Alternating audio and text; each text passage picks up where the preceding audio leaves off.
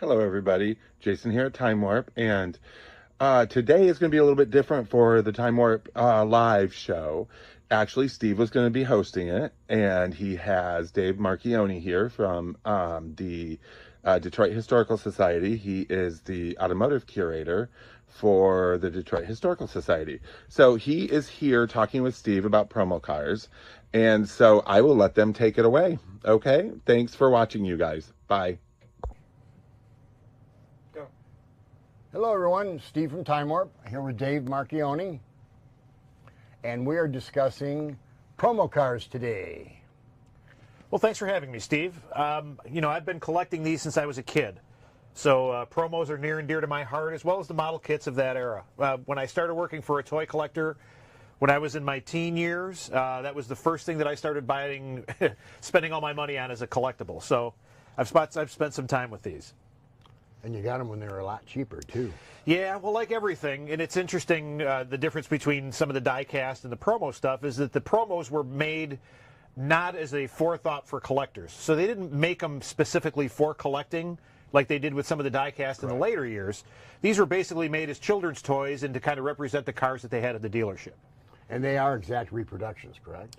Yeah, the interesting thing was, particularly here in Metro Detroit, most of the major promotional car manufacturers, AMT, SMP, and Johan, and those guys, they were all local here. So their proximity to the center of the big three allowed them to produce really beautiful scale replicas of the cars. They are beautiful.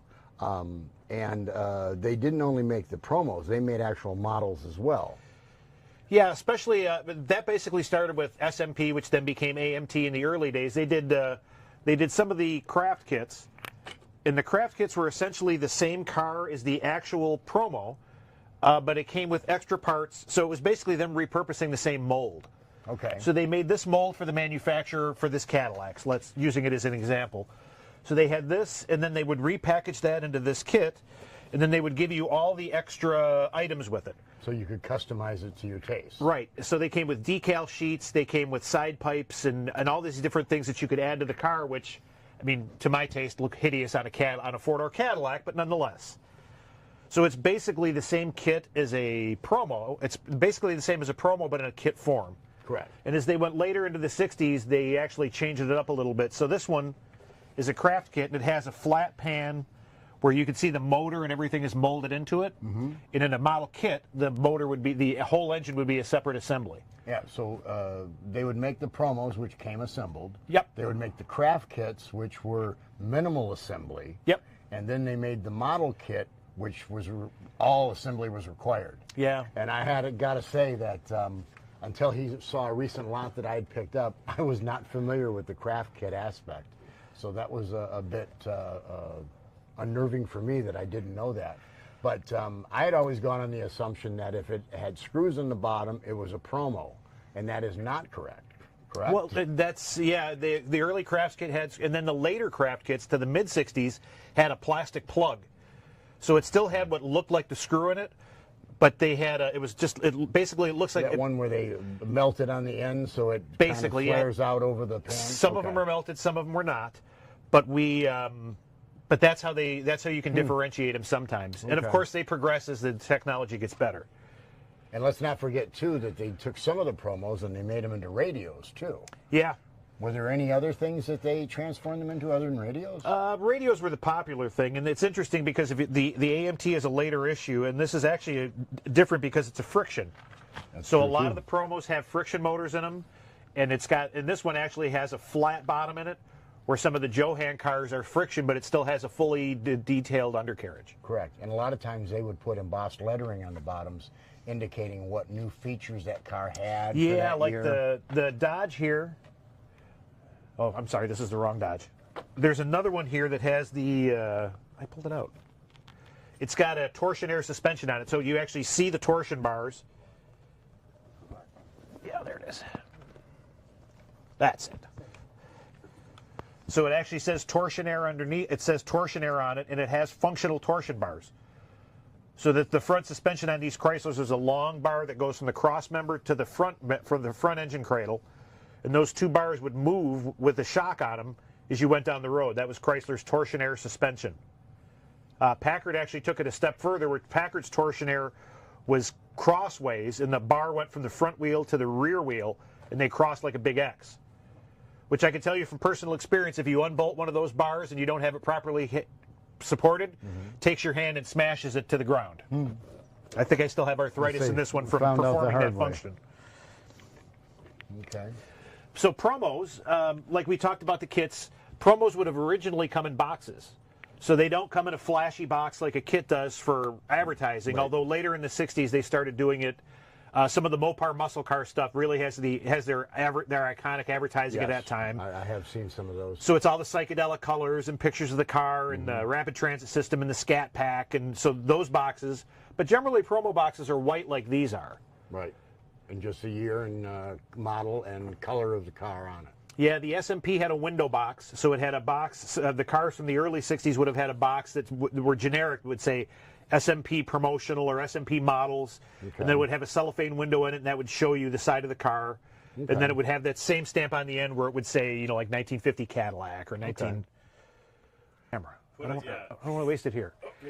So the interesting thing about, if you've got and you know this better than I do, the interesting thing about automotive collectibles as a gift is that there's a place at every step of what you want to spend. There's something for somebody. Correct.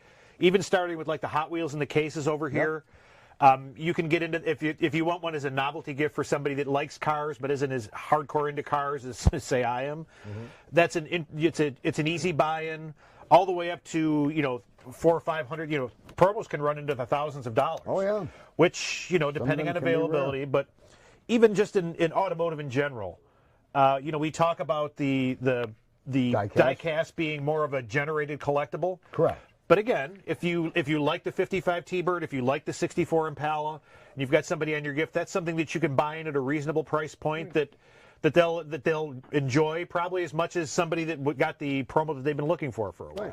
Well, the aesthetic on these die-cast, I mean, just to have it represented on a shelf is something that you like. I mean, they're great because they're really detailed. I mean, if you didn't have anything for context and you just took a picture of it, you'd think it was a full-size real car.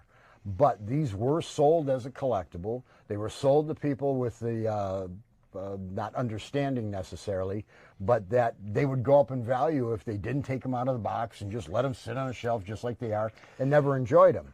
And the problem is, because they were sold like that, they've never gone up in value. I mean, some probably have, and some of your Danbury Mints and Franklin Mint can. I don't know that they're bringing what they originally bought because they were sold for, because they were expensive as hell to begin with. But, you know, on these, they made so much of this stuff in the 90s and 2000s, and people really got sucked into it. And I go into basements, and people have hundreds of these covering their walls, and they think they have a veritable retirement fund there in the basement. But it just doesn't turn out to be that way. But I pick them up, and they always sell. People just... It's almost like it's a statue or a piece of art. They just like looking on a shelf. It just takes them back. Well, you know, if you've got a tchotchke and it makes you happy, whether it's a Hummel or a die-cast or a plate or a spoon. You're absolutely right. You know, I mean, that's the end result. But yeah, those are a great buy-in for somebody that's a novice collector, all the way up to somebody that's a serious collector. Like you said, I have friends that have literally thousands of die-casts. You know, well, that's a 55 and I have a red one, but that's a black one. So now I need a black one because I already have the red one.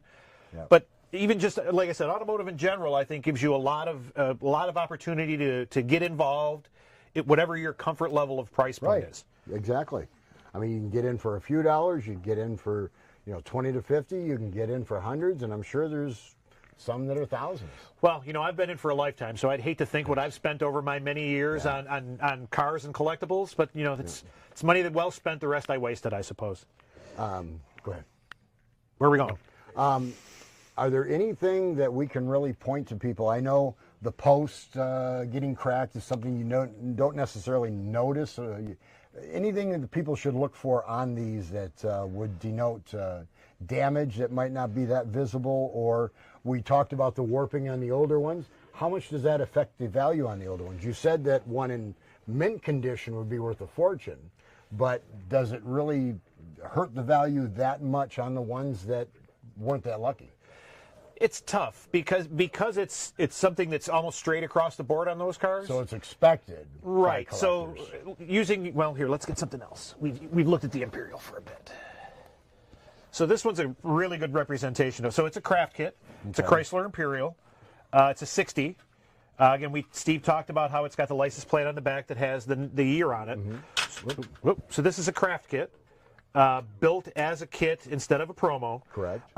But so condition, you can see it's missing a piece on the rocker. Yeah.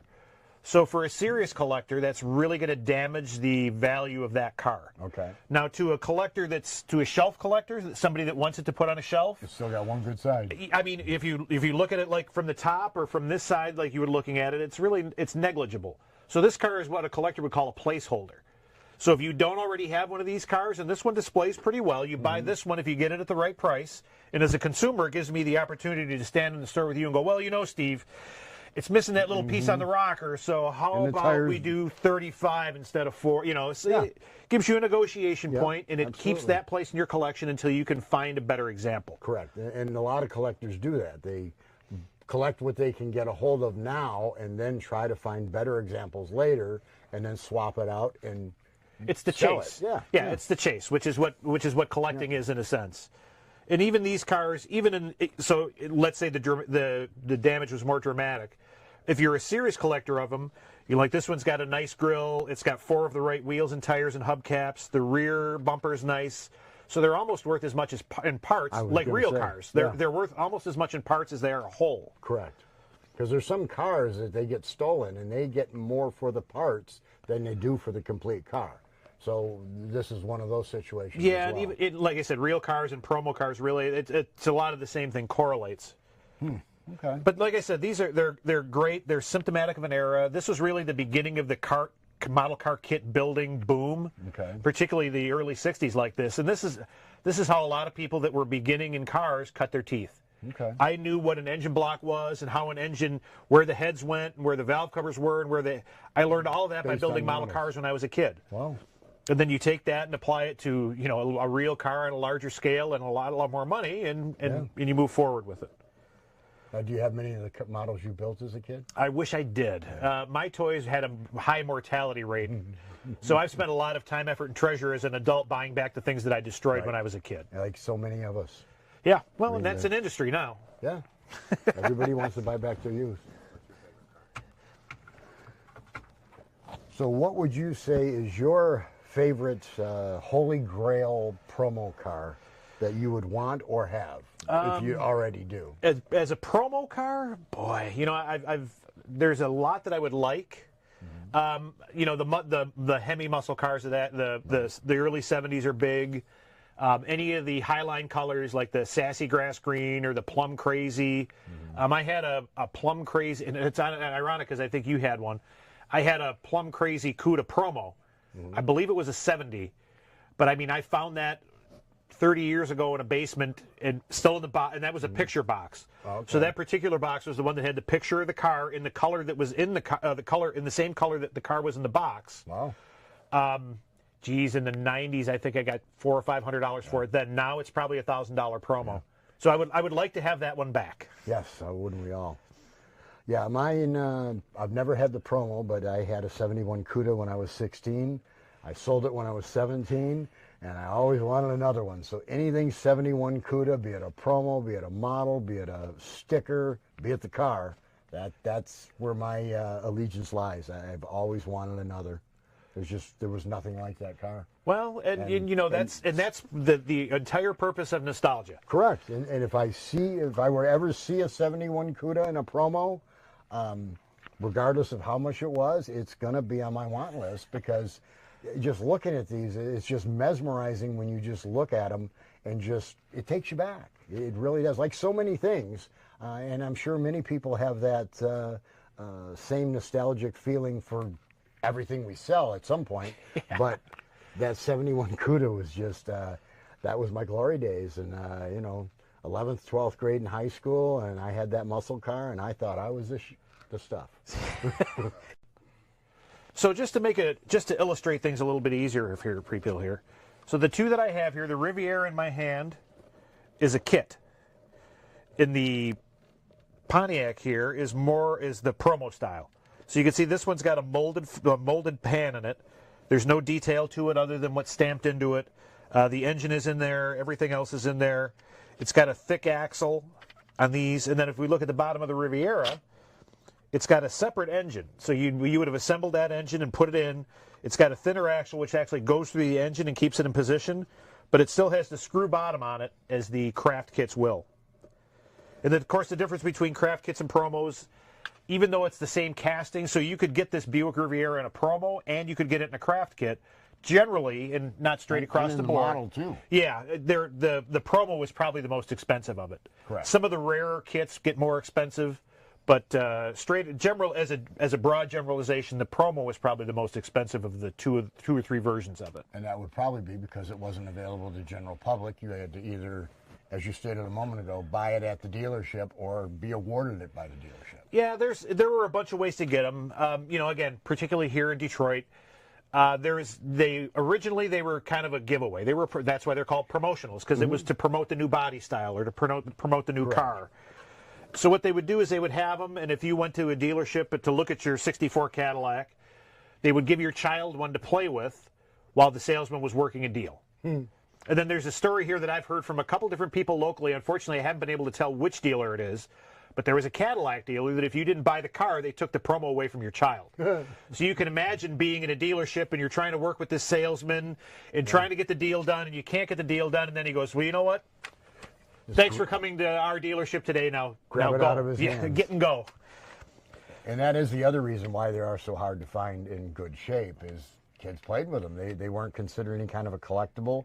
They weren't marketed as a collectible or rare or anything to save. They were just a promotional toy that was just given out. Yeah, they were basically handouts. They would do that. A lot of the dealerships would sell them in the parts department. So you could go in the parts department and they would have some of these replicas. I've heard from a couple different sources that, like the turbine car that they had at the World's Fair in '64, that you could get they would give you the promos there too. Okay. Or if the turbine car made an appearance somewhere, they would send somebody with some of the promos, and if you were lucky enough to know, again, it's a handout, it's a giveaway. It's like keychains today. Yeah, it's trying to generate some interest in the car. A write-off for generating advertising and goodwill. Well, and in the '60s, and particularly in the '60s, it's when the advertising budget was king.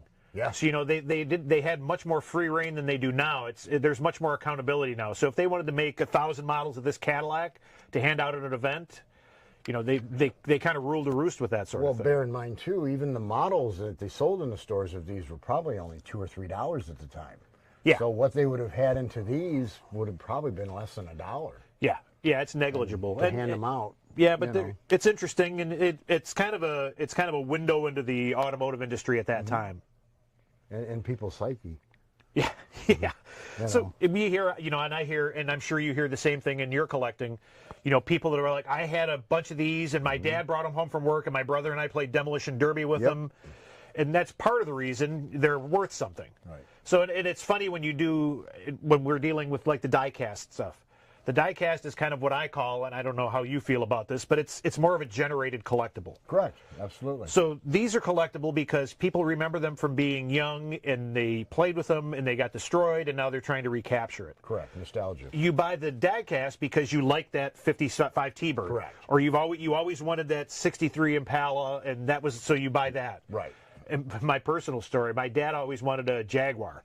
So as a joke, my mom bought him a model kit of a Jaguar, and then that same Christmas we showed up at my grandmother's house, and my aunt had bought my uncle a brand new MGB. Oh. Yeah, so it was a little less funny once Uncle Dennis got the real car and Dad got the model. Huh. But now, you had when we were talking before the show, you had indicated that there's a kind of difference in a lot of the cars from the 50s versus the 60s and 70s in the materials that they were made from, and how it affected their condition now. Could you explain a little about that? Absolutely, and we've got some really good examples here. The Dodge here, and actually for a promo of this era, this is a really nice shape. Yeah. They used a softer plastic then, which and I have cars that have been in climate control conditions their entire lives, and they're pretty much warped like this. Yeah. Finding one of these in perfect condition is you could almost write your own ticket with collectors for that, because of the quality of the plastic didn't age well. But if you look at the Imperial, which is a 67, you know, in the probably 10 years between these two cars, the quality of the plastic is completely different. Yeah. I mean, if you put them in your hand, this one's heavier. It's got a different feel to it. It's almost like a softer texture, if that makes sense. Yeah. And then the later model Chrysler, it's a much harder plastic. Right. And it's got a smooth feel to it. And it's also thinner. Yeah.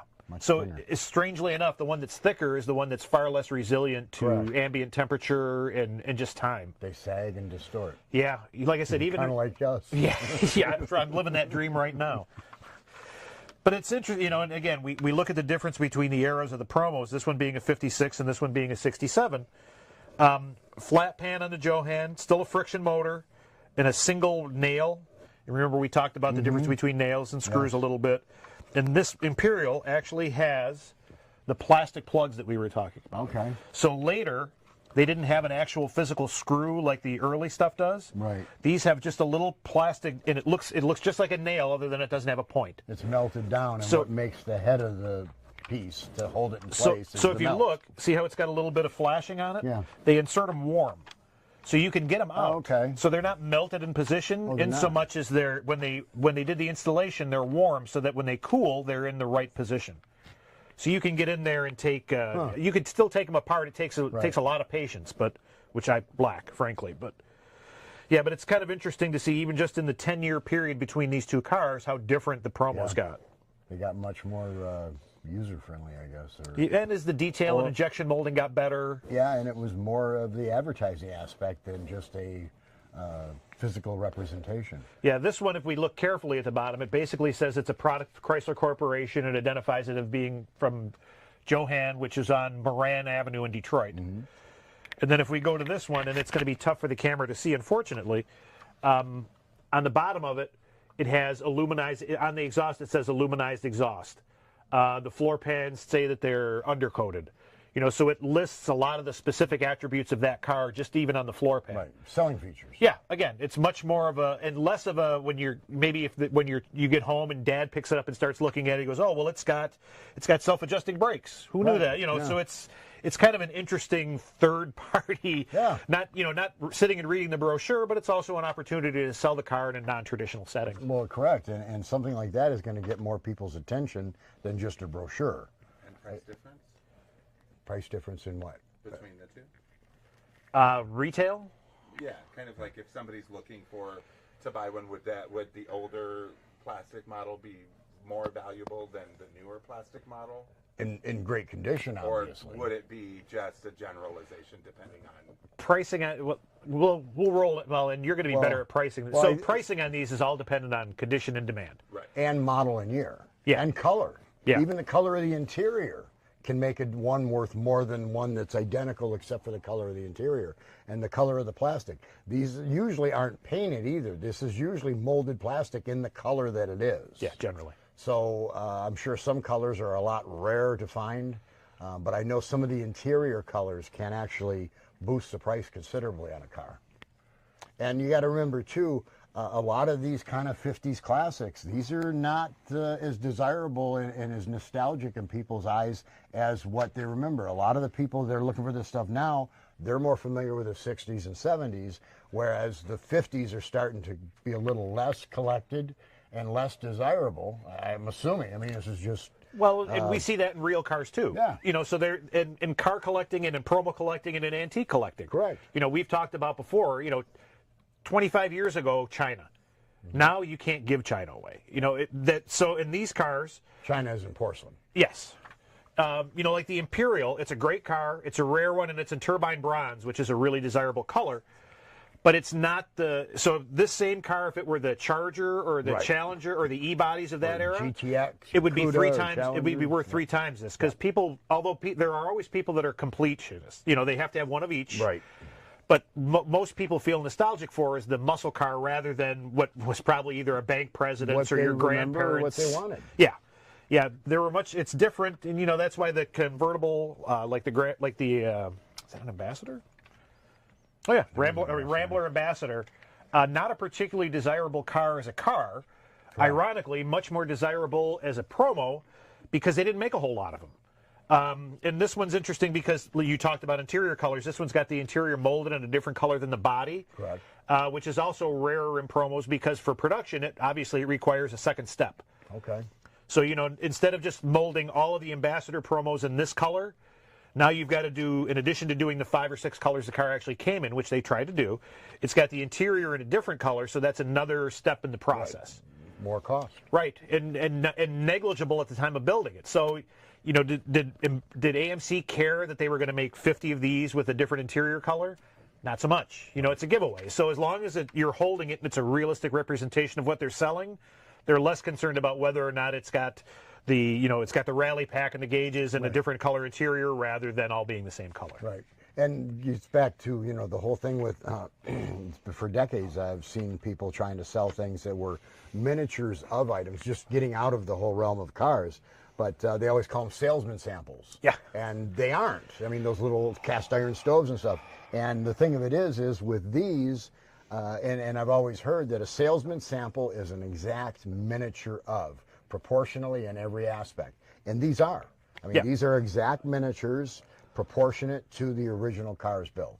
And the other thing is, most people may or may not realize is, usually on the back end will be the year of the car, which is always something you can reference real quick. Just looking at the back end, the year of the model that you're looking at is usually on there. Yeah, and it's like any sort of collectible. There's also a broad range of it. So the Chrysler is what the Chrysler is because that's as close to perfect as you can get for one of those. Yeah. So I had. So part of the reason that we asked Dave here to go over this with us is that you are. I am the Automotive and Industrial Curator for the Detroit Historical Society. Which I gotta say would be most people's dream jobs, but it is certainly his dream job. He gets to work with and handle and move and clean and everything for the Detroit Historical Society's automotive collection, which includes prototype cars. What are some of the truly wonderful gems that you have that are one-ofs there? In our collection, and we have, depending on with automobiles, we have around 70. If you include sleighs, wagons, and carts, we're over 100. We've got a Chrysler turbine car, which is why the turbine car came up. It's one of my favorites. We've got the Cougar 2 and Cobra 2 prototype cars, which Ford built on Shelby Cobra chassis. I've got a Stout Scarab, they made 6 of those. And I've actually got an additional prototype of the Stout Scarab, which is a 1 of 1. Wow. But in my, I'm a lifetime car guy, as we've discussed. In my baby book, for my second birthday, my mother wrote, "Seems to enjoy anything with wheels." In 50, 100 years later, not much has changed. So I feel very fortunate to have the job I had. I was a crew chief in professional racing for a lot of years. So everything that I've done has been automotive centric because it's what I love. So those have all been jobs. They've required me to go and work hard and pay attention. But when you like it, it makes it that much better. So I feel very fortunate to do what I do. When you got that job, you're the one person I know in my life. I went to school with a lot of people that went to school for different things and never got anything even close to what they wanted to do or were trained for. But you got your dream job, and that is so envious. But in addition to the car collection that they have and that you curate, one of the cool things is getting to the Promocars and the fact that so many of these companies were local to the auto industry and they worked hand in hand. They have been sending for decades the Promocars that they produced to the Detroit Historical Society for posterity's sake, correct? Yeah, we had a relationship with those companies, particularly during the boom in the 60s. So, like we talked about, they started in the 50s, and then they petered out a little bit in the 70s, and then obviously they had another run in the 80s. But during the real boom time for them, yeah, they would ship us one of everything. So a lot of the promos that are in our collection, which is roughly 1,500 cars, a lot of them are what we call unissued. So it never went to a store and then went to a person and then came to the museum. It came straight from production to the museum. So in a lot of these, we don't have a lot of examples of boxes of this era today, but the window boxes that we talked about or the photo boxes, I've got a lot of those that are in unissued condition, which are the box for the CUDA that we were talking about can be worth $200 or $300 itself, for just the picture box. That's incredible.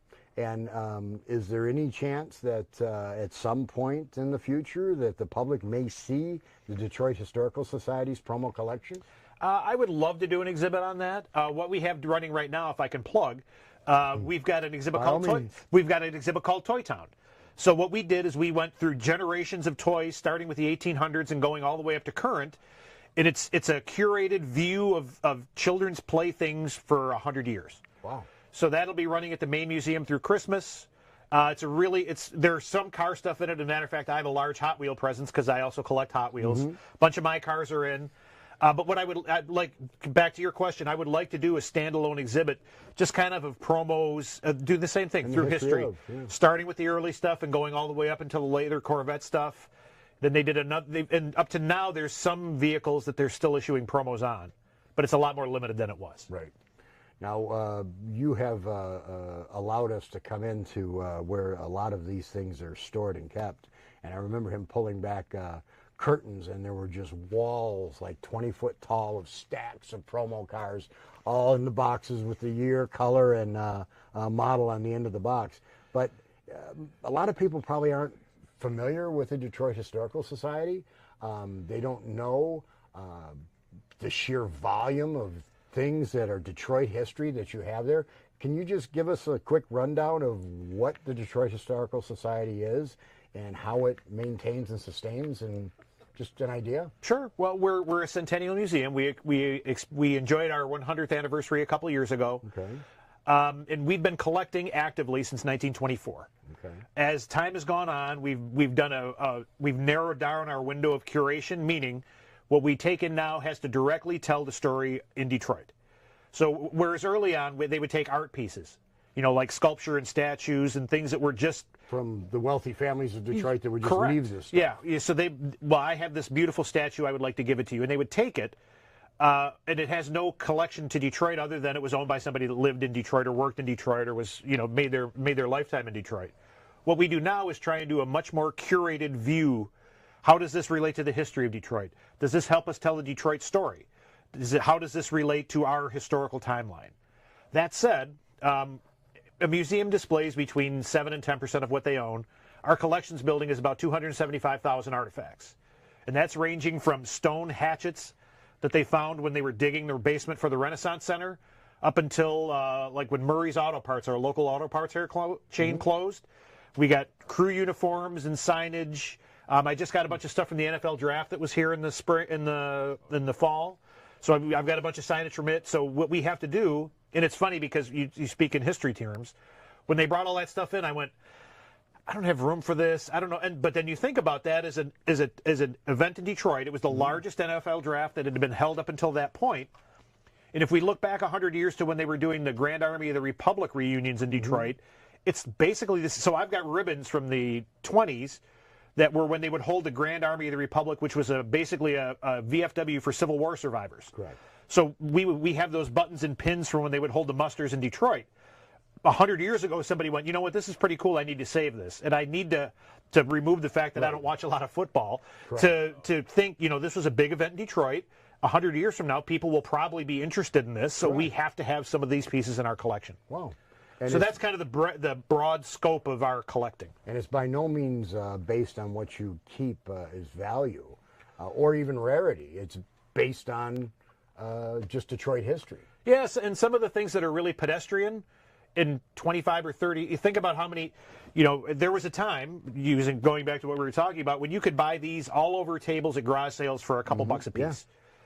Now, because it wasn't manufactured as a collectible, there's a market for it. Correct. History is kind of the same thing. Sometimes the things that you see a lot of, it's because there's a public frame of reference that this was important. So that's when you need to kind of sift through and pick the things that you feel are culturally important or important to an event to save and preserve so that you can tell the story at a later date. It's pretty incredible, their collection down there. I mean, they've got the drinking fountains from Hudson's. They've got a lot of the inner pieces of Detroit Tiger Stadium.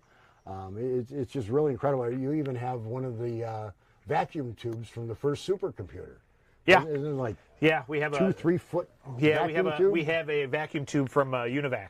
And how is that connected to Detroit?